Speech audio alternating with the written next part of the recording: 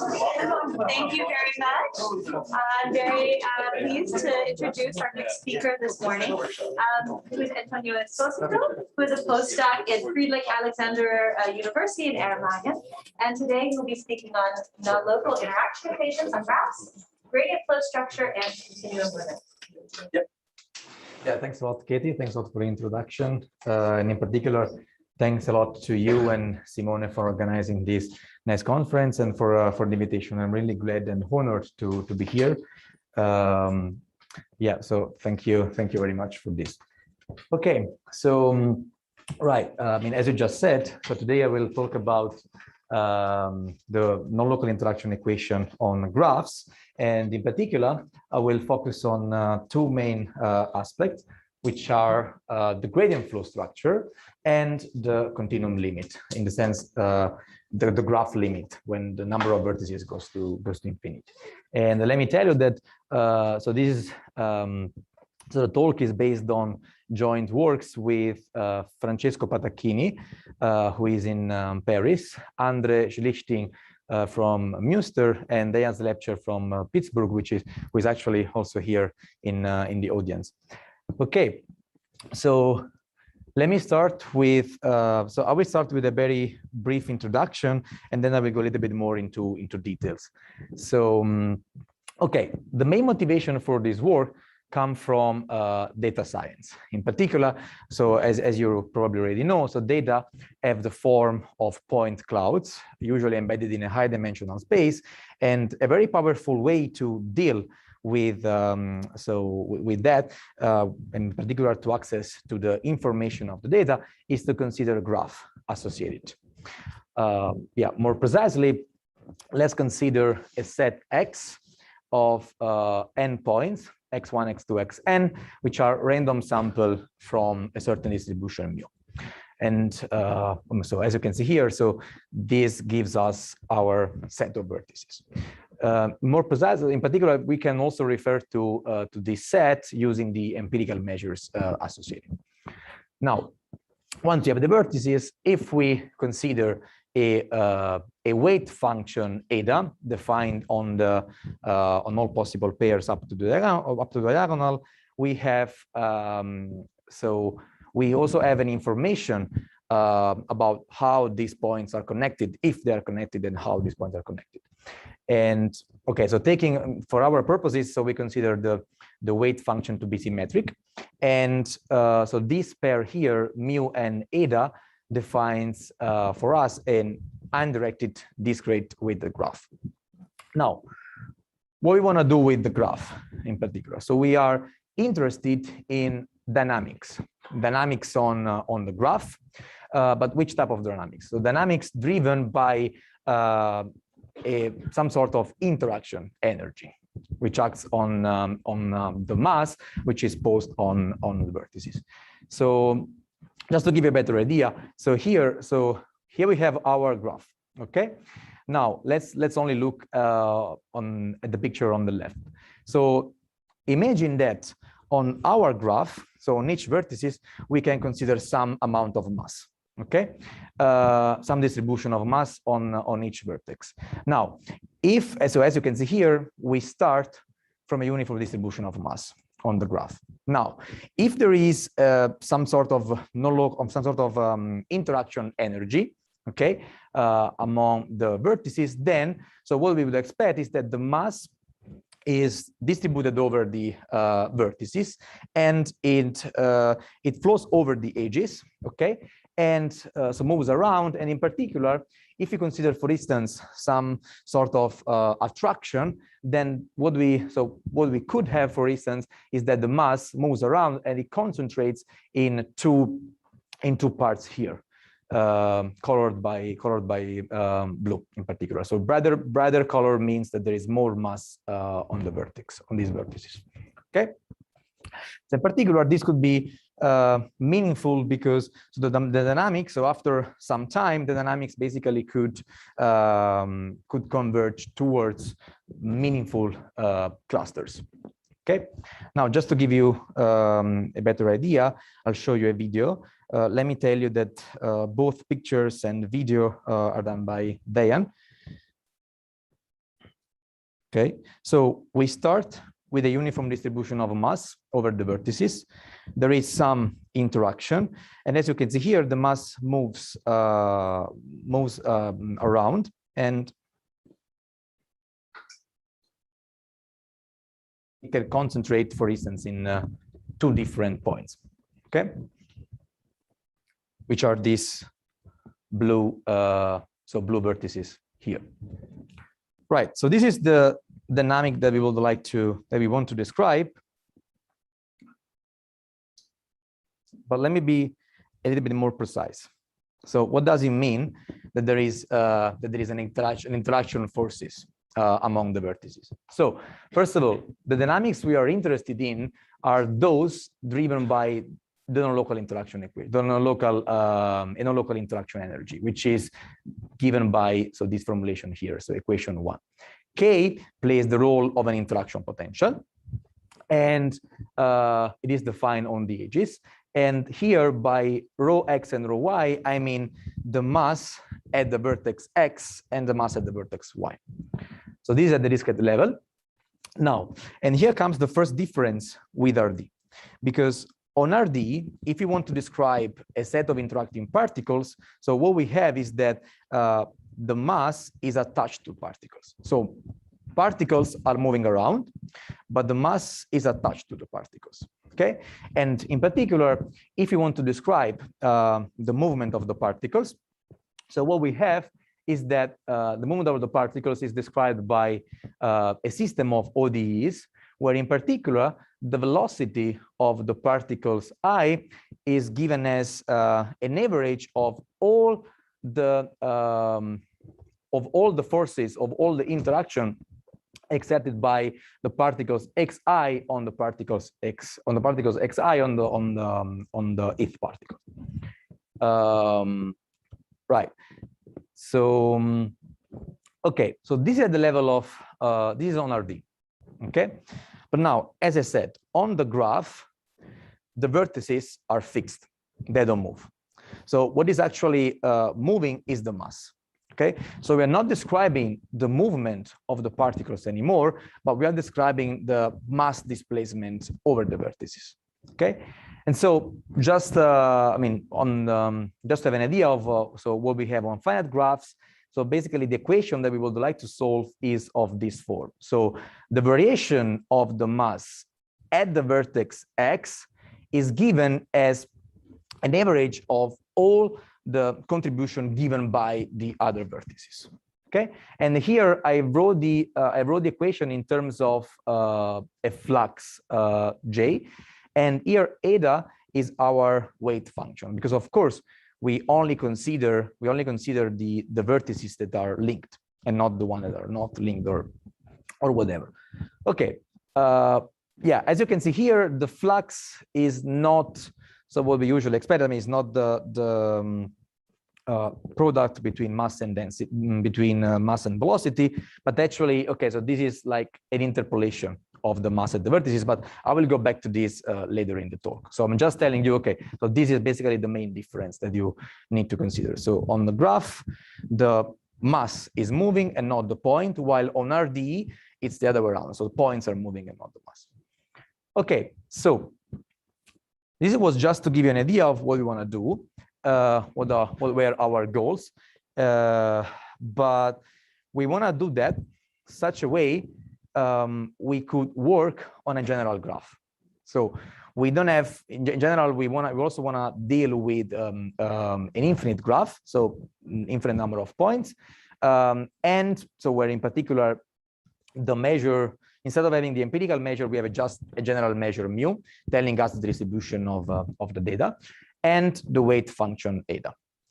Now, we want to do that such that the dynamics are stable when the number of vertices goes to infinity, and also when they're also stable for the local limit, meaning that if I consider a weight function, so if my points are getting closer and closer, so what we expect in the limit is to recover the non-local interaction equation on RD, when points are getting closer and closer, meaning that I consider a weight function which is localizing.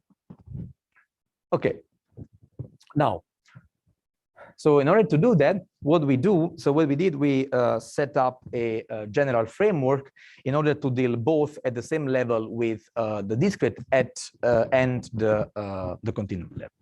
And in particular now, we have that RD is the set of all possible vertices. Then, okay, so the Cartesian product up to diagonal is the set of all possible edges.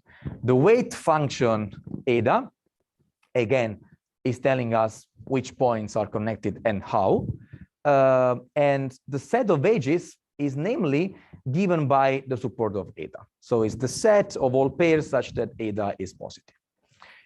Now, since we don't want to only deal with the finite graph, basically we replace the set of vertices with a more general notion, and in particular, the set of vertices is now a measure mu. Okay, now basically here, so also later in the talk, I will refer to mu as the base measure. Now, mu selects our vertices, or if you want, just part of the vertices, just some of the vertices. But the dynamic that I want to describe is how the mass moves on these vertices. And in particular, so this is basically provided by a probability measures rho. So rho will be the distribution of our mass, and it's a probability measure. Okay, the evolution of interest is the gradient descent of the non-local interaction energy, where K is our interaction potential, and this is symmetric. Okay, there are also other hypotheses that I will describe later on. Now, again, so let me give you a comparison with with basically the situation on an Euclidean space, so on RD and not on the graph. On RD, so if rho is a probability measure, so on the space of probability measures, the non-local interaction equation is this equation here, okay, where the velocity field is minus the gradient of the first variation of the non-local interaction energy. This equation has been studied a lot by several authors. I'm not mentioning all of them. Let me just mention so this paper by Carrillo, Di Francesco, Figali, Laurent, and Slepchev, 2011, where so basically you can see that this equation is a Wasserstein gradient flow for the non-local interaction energy. Okay, so and now the question is simple. So what is the analog of the non-local interaction equation on a graph? Right. Okay. So first of all, let me just so give you some related works in the literature. Of course, the list is not exhaustive. I'm just mentioning some that are relevant for that we use the most for our work. So in particular, there is this paper there is this series of different papers, more or less published at the same time by Mas, Mielke, Cho, Wang, Li, and Zhou, where they deal with diffusion equation on graphs, and they introduce the concept of Wasserstein metric on a finite graph. In particular, then there is also this paper by Erber, where he introduces the concept of non-local Wasserstein distance. And there are also these other papers which are, of course, related. And so more or less the authors show in these papers is how to deal with gradient flows, how to define gradient flows for basically for free energies of this type, where we have non-local interaction and diffusion and relative entropy. Now, and of course, the question will be, what happens in case sigma is to 0? So in case we don't have diffusion at all. So actually, it turns out that the metrics defined above are actually not suitable for non-local interaction energies, and I will describe this later on in the paper. And in particular, even if we want to consider the limit as sigma goes to 0, this is not clear, and in particular is not well defined. And this depends on, I would say, also on the dynamic that you want to describe on the graph. So remember that we want to describe the gradient flow of non-local interaction energies on the graph. All right, so first of all, the non-local interaction equation is a continuity equation. So what is the analog of the continuity equation on a graph? It's a non-local continuity equation. So on RD, this is the continuity equation. Usually the flux is the product between mass and density. Now, what is going to be the continuity equation on a graph? On a graph, so first of all, we don't have the concept of gradient. So basically, we have a different concept of gradient, sorry. So first of all, the gradient, which are defined here by nabla bar of a certain function phi. So this is like the difference of the function between the points. And the divergence there is defined by using integration by parts. Okay, so we have 1/2 because it's an undirected graph, and then it's a double integral.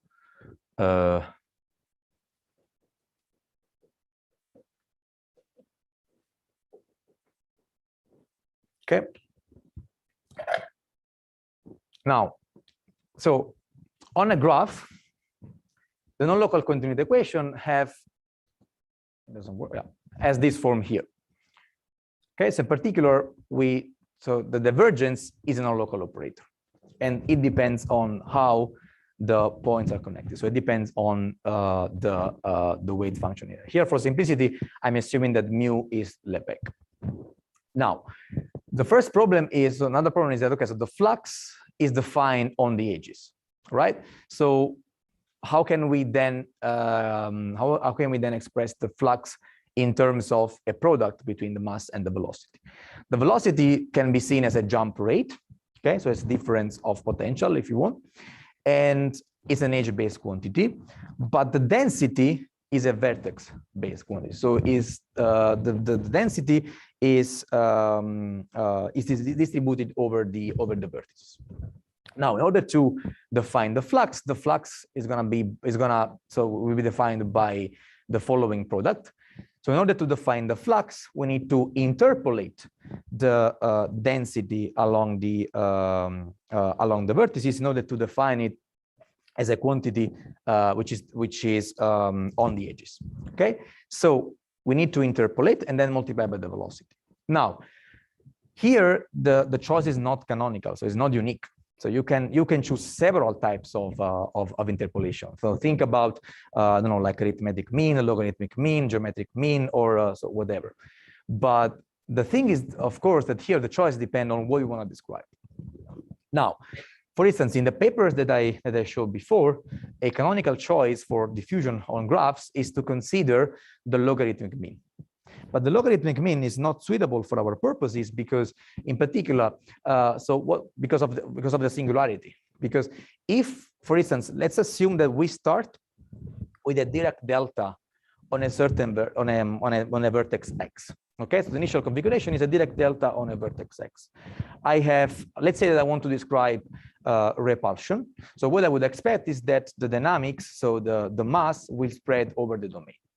But if I consider the logarithmic mean, so you can see here that I need to consider the interpolation between the mass, let's say at the point R, and S here is 0 because there's no mass.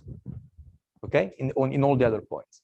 And in particular, if S is 0, then this will become minus infinity, and then we will have that the interpolation here is 0.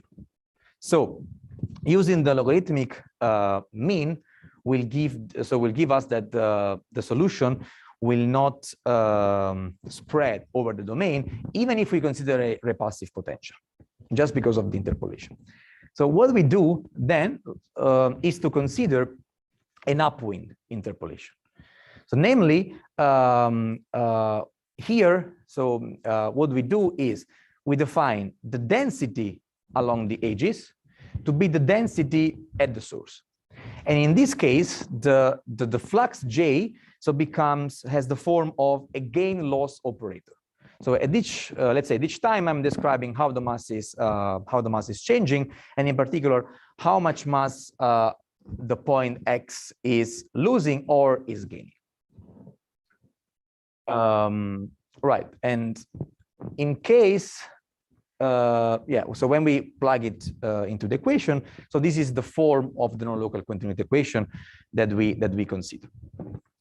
Okay, this is the case. Okay, I didn't mention actually this. So rho, this is the case when rho is absolutely continuous with respect to the base measure mu.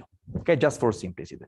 But in particular, since we also want to prove, we wanted to prove a general stability result, we also wanted to allow the mass to be initially outside the domain, the support of mu. And so in particular, so this assumption is not needed, but just for simplicity, this is basically, so I'm assuming here that rho is absolutely continuous with respect to mu, and this is the non-local continuity equation that we have on the graph and we want to deal with. Okay, we have the non-local continuity equation. We knew that on RD, the non-local interaction equation is a gradient flow with respect to the two versus n distance. Now, what is, and as I said already before previously, so what is the versus n distance that we use here in order to deal with also to deal with measure valued solution? So, okay, we consider. We took inspiration from the Benhamou-Benet formulation of the versus n distance. In particular, the two versus n distance that has been already introduced this morning, both by Michaela and Quentin Marigot. So, but here, what do? We consider the dynamical interpretation formulation of the dynamic of the versus n distance given by Benhamou-Benet. In particular, the two versus n distance is the minimal action in order to move a configuration of particles from ρ0 to ρ1. Okay, so it's the minimal kinetic energy. Now, in our case, of course, this has to be adapted, because the path are not the continuity equation, the usual continuity equation, but the non-local continuity equation. And so, I mean, very formally, so what we can do, we can define the distance by looking at, let's say, our version of kinetic energy on the graph. So we define the distance minimizing the minimal, so basically minimizing the effort in order to bring a certain configuration of mass from ρ0 to ρ1 on a graph. And this is basically the form of the non-local transportation metric that we define. And actually, this is not the metric, but I will tell you this later. Right, so the equation that actually we deal with is the non-local interaction equation, which we denote by NL squared IE. And so this means that in particular, we deal with a particular choice of the velocity field, which is minus the non-local gradient of the first variation of the interaction energy. And this is the equation that we deal with. Now, rho, as I said already, might contain adons, and even if mu is Lebesgue, even if the base measure is Lebesgue, and so we want to work in a measure value framework. Moreover, we need to define properly the distance, and in order to do that, we need to show some properties. So, for instance, lower semi-continuity, convexity, a compactness property, and actually, the Benhamou-Benet functional is not jointly convex in rho and v, but what we can do, we can define this in terms of the flux.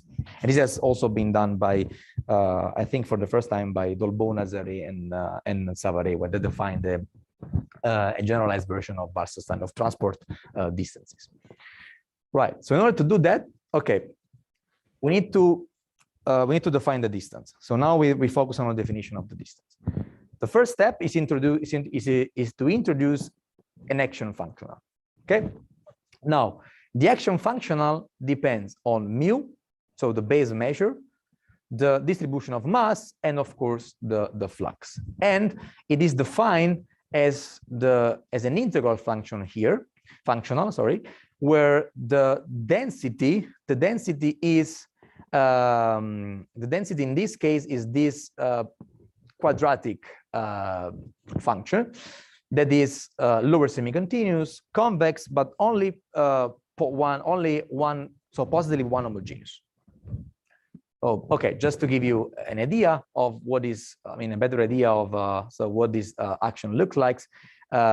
In case again, rho is absolutely continuous with respect to mu and j with respect to the product measure mu times mu, then this is the action that we have in our case. This is pretty much similar to the action that we have in the two versus and distance, despite the fact that actually here we do need to consider the interpolation between the 2 points. And that's why we have the contribution given by the positive part and the negative part of the flux. All right. Okay. What we can immediately prove, and this basically follows from the definition, is that as soon as the action is finite, the flux takes the upwind form. So there exists a velocity such that the flux can be written as in 3, and the action becomes what we had in the what we had at the beginning. So we had a couple of slides before in the Benhamou-Brenier formulation of the non-local upwind transportation cost. And okay, so this is the expression that we have in case V is antisymmetric, because of course on a graph it makes sense to consider that the velocity is antisymmetric. And right, so this is important because actually the action is lower in case I consider antisymmetric vector fields, fluxes, or vector field. It's the same. Okay, in particular, we can also prove that the action is lower semi-continuous, and these are basically properties that we use in order to then, of course, define properly the distance. Okay. But what about the non-local continuity equation on so written in terms of flux variables? So in terms of flux variables, okay, so this is not, so this is the usual definition. So the non-local continuity equation in measure valued flux form is intended in a distributional sense. Okay, so it's a pair rho j, a pair of curves rho j is a solution of the continuity equation if and only if it satisfies this equation in distributional sense, where here, so you see the presence of the non-local gradient. And okay, so we need to make sure that this is well defined. So there is an integrability condition, and let me just be very quick on that. So this is always satisfied as soon as the action is finite. Right, okay, so we have the non-local continuity equation. Now, since we want to define the, so we define the versus and distance as the minimal action, okay, in order to bring a certain configuration from one distribution to the another one. And in order to properly define, in order to show also that there exists a minimizer, so we could use the method of the direct method of calculus operation. And so what they're missing here is just a compactness property. And this is basically what we can prove.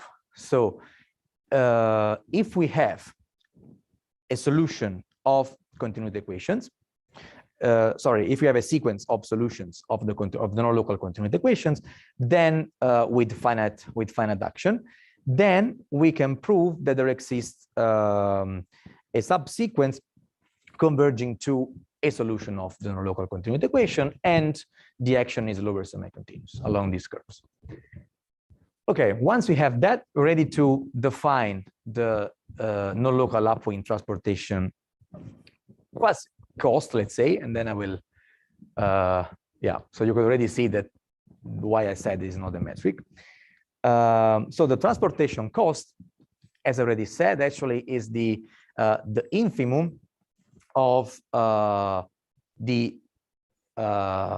total action in order to bring is the infimum of the total action over all possible path in order to bring one configuration from rho 0 to rho 1.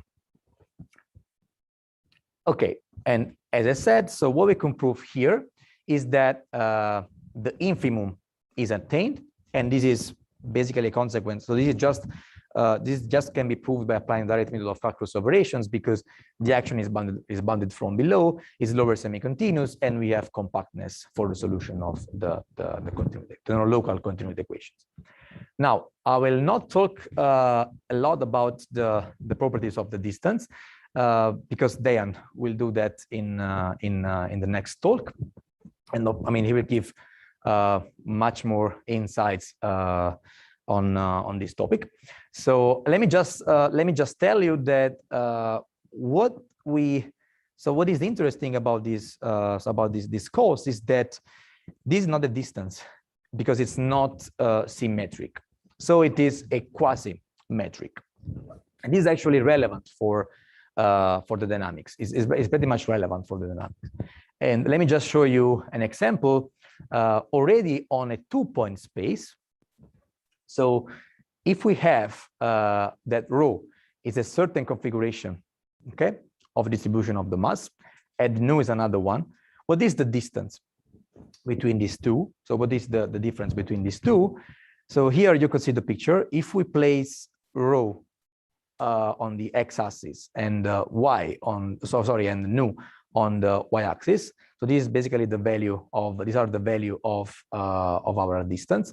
And so you can see here that if you swap rho and nu, the distance is not symmetric. So the graph is not symmetric. So you can already see it. This is very simple because it's just on a 2-point space. So you can compute really manually what is the distance. Okay. And this depends on so as you can see, so on the configuration of the two distribution.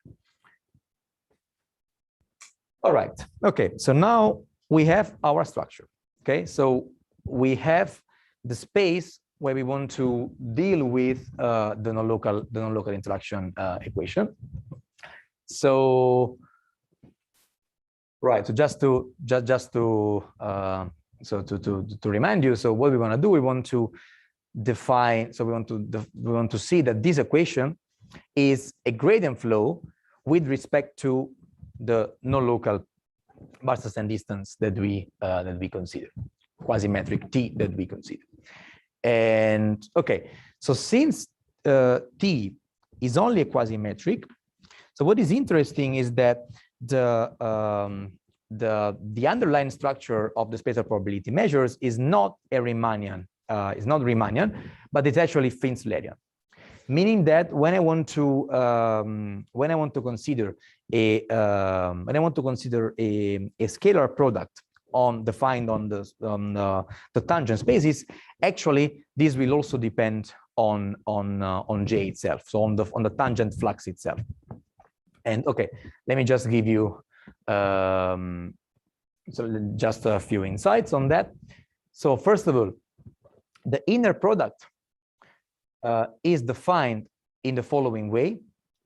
And apart from the, okay, so it's a product, is kind of an L2 product between two fluxes, two tangent fluxes, J1 and J2. Of course, there is the weight function. But what is important is that we also need to consider the direction of a certain flux J.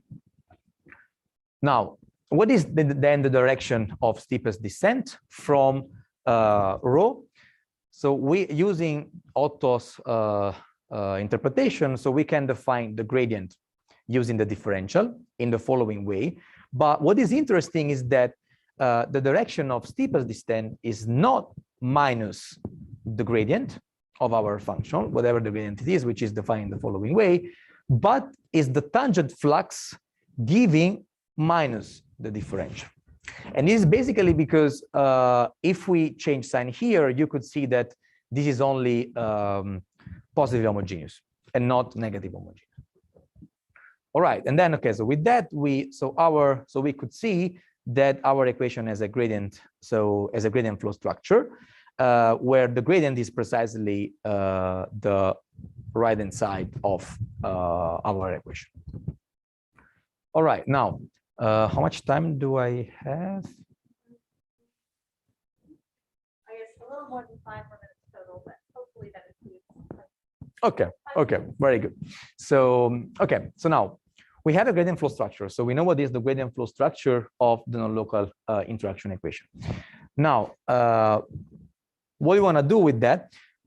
So in order to prove existence, we consider a variational characterization of the equation. In particular, let's say in the Euclidean case, okay, so this is the gradient flow of a certain functional f, and immediately from the chain rule and integrating in time, then using Cauchy-Schwarz inequality and Young. So basically, we have that a gradient flow can be also described as a curve of maximal slope. So in particular, a gradient flow will be the curve satisfying this equation, where here instead of inequality we have the equality. Now we want to do that also in our setting, and so we do that also in our setting, and in particular, so we have. So what we need here is a concept of, so first of all, a concept of product, okay, which we have is the scalar product that I just introduced.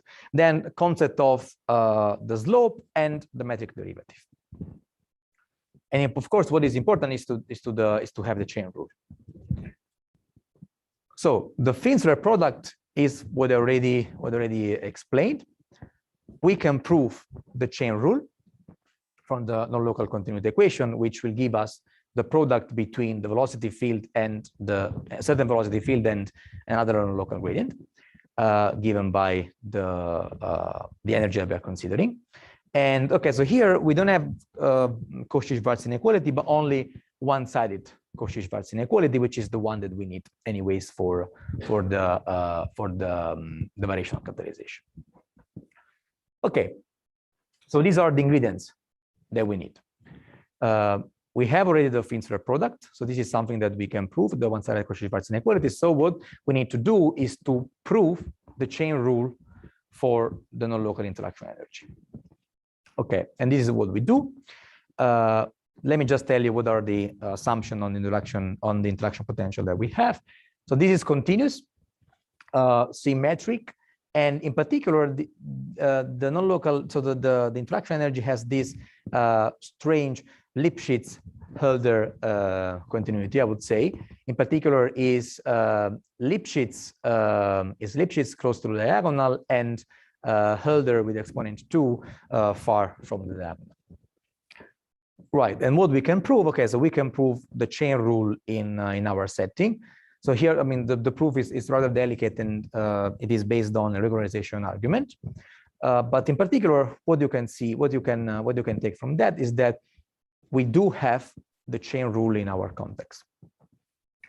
Now, once we have this, we basically use so we use the chain rule, the fact that I mean, so our one-sided Cauchy-Schwarz inequality, and this is basically so it gives, so this inequality then gives us the functional that we want to minimize in order to have the gradient flow.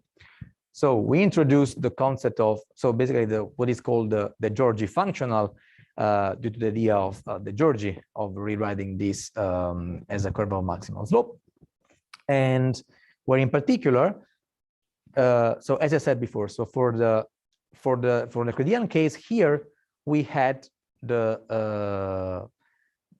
dissipation, like the norm of the dissipation, right? And here we had, okay, so our metric derivative, but here, so the dissipation is precisely given by it's basically what we expect. So it's the product between the two velocity fields. So it's basically the L2 norm of the variation of the gradient of the first variation. All right, so with that, the non-local, so the non-local interaction equation, so a weak solution of the non-local interaction equation, we can prove that is nothing but an absolutely continuous curve from time to the let's say the quasi-metric space that we introduce, satisfying the so basically attaining the value 0 for the functional G. Okay, now what about existence? Okay, so of course here there are several choices. One could, we could prove that minimizers exist by direct middle of calculus operation, but we don't know a priori whether the minimizers attain the value 0. Another possibility would be to do some sort of JKO or minimizing movement in quasi-metric spaces. But actually what we did, since we already wanted to prove stability result, we show existence with a finite dimensional approximation and stability. The stability result that we have is, as you can imagine, at the level of the de Giorgi functional. In particular, having a sequence of solution of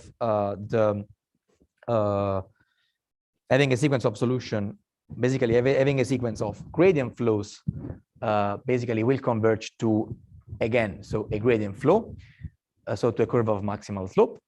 And this can be and then having the stability property, if you want, a la Sandy and Serfati, then so using a finite dimensional approximation, we can show as a corollary existence for the non-local interaction equation. And okay, so the finite dimensional approximation is basically the system of ODEs that I wrote at the beginning of the talk. All right, just to wrap up, I want to so just have one slide about what we are doing now. So what we're doing now is to generalize a little bit the concept of so first non-local continuity equations, and we also would like to to see whether it's possible to consider different type of interpolations.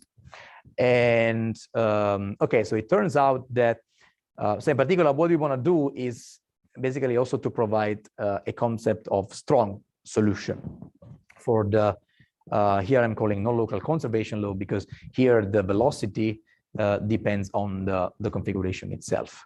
And okay, so this can be done with a fixed point argument, and of course it only holds for a certain class of admissible interpolations. Okay, so yeah, let me just conclude. So right, so these are just few open questions and future works that we would like to do. And okay, so you can find basically everything that I talked about in so in these two papers. The second one is still in preparation, but we hope to have it out soon. And yeah, so thank you very much for your attention.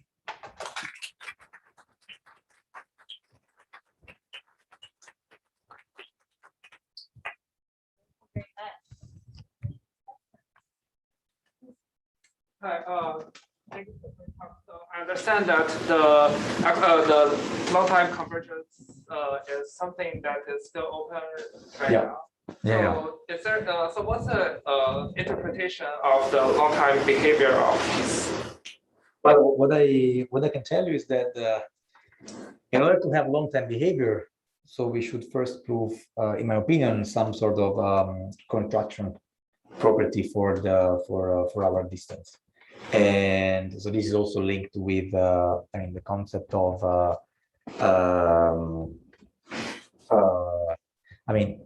stability of the distance, and also convexity, if you want. But this is something that in Pincer spaces is so these three concepts might be different. And in order to do that, we should first understand a little bit more about the geodesics, let's say. But yeah, but hopefully what one could prove is that in the long-term behavior we will reach two meaningful clusters of uniform clusters on the graph, which can be something. I don't know. Yeah. So about difference between the local and non-local. So as you were saying, so since this is not a magic space, it's a passive magic space. You expect that when, as you say, in the beginning, when epsilon goes to 0, then you get so you expecting this limit that these geodesics are just in some sense perturbation of the original geodesics, so there is something going on which marks a difference between the upwind velocity and I would say that this depends more on at the level of the distance. At the level of the equation, what we have also in the paper, so we wrote like a very formal argument where taking a specific type of weight function, okay, which is yeah, so just to I think it's eta. yeah, eta, it's there. So I think there's a constant depending on time, on the dimension, sorry, I don't remember at the moment, but then you take like the characteristic function of a ball centered at the point X, and then okay, so over like the dimension, like the measure of the ball. So basically what one, at least formally, could show is that solutions of the non-local interaction equations will converge to solution of the non-local interaction equation, but not for every interaction potential. Actually, there is also an example of interaction potential where this does not hold. This is at the level of the equation. I don't know at the